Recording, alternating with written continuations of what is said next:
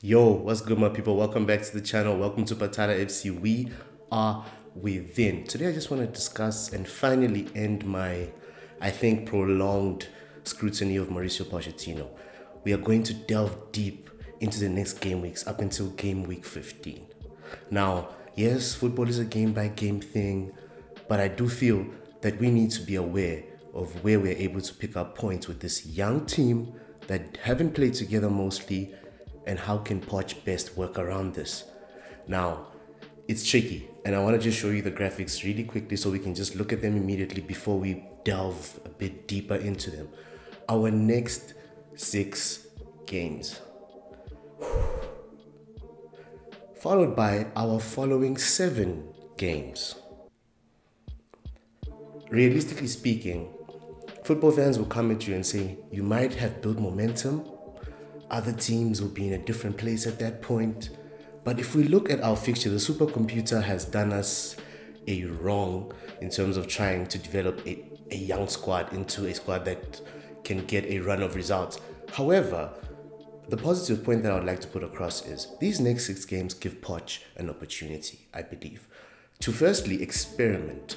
Why I use the word experiment is because our newly signed CDMs are yet to be integrated into the team, that being Romeo Lavia or Moses Caicedo, who had an uncomfortable debut, I would say. Uncomfortable, a few decisions were off here and there, but I feel if he starts games, it'll be a different thing. Also, Poch, it is questionable to be bringing on a CDM in a situation where we need a goal. So yeah, there's just a lot of variables that are in question. Hence, there is an elephant in the room. Pochettino, how many points out of 18 can we gather as a squad over the next 6 games? Realistically speaking, Luton, Nottingham, Bournemouth. That has to be 9 points. Followed by Villa, tough game, tricky game. We have Fulham, that's a derby. And then Burnley. Tricky game as well, I believe. They play a very solid, very fixed style of football, possession-based, based on Vincent Kompany's philosophy. It's a tricky set of games, but I believe this is the run that builds momentum, or we try our best as a team to build momentum for these fixtures. Starting with Arsenal at the Bridge, it's back-to-back games at the Bridge. Derbies. 3 derbies in a row. 3 derbies in a row, actually. These teams will be coming at us.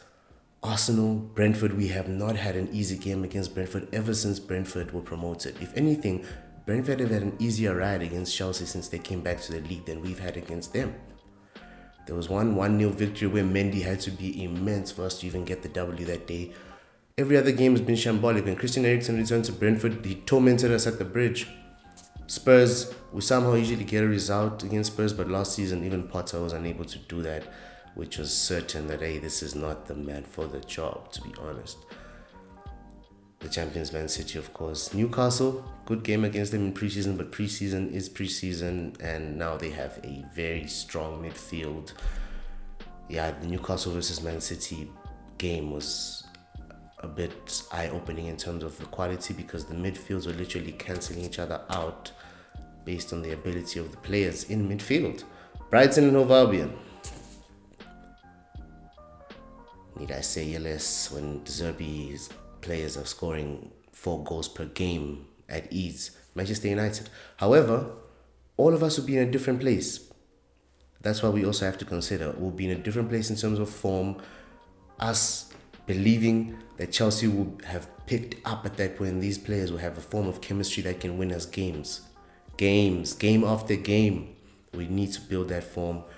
We need to Poch at the wheel.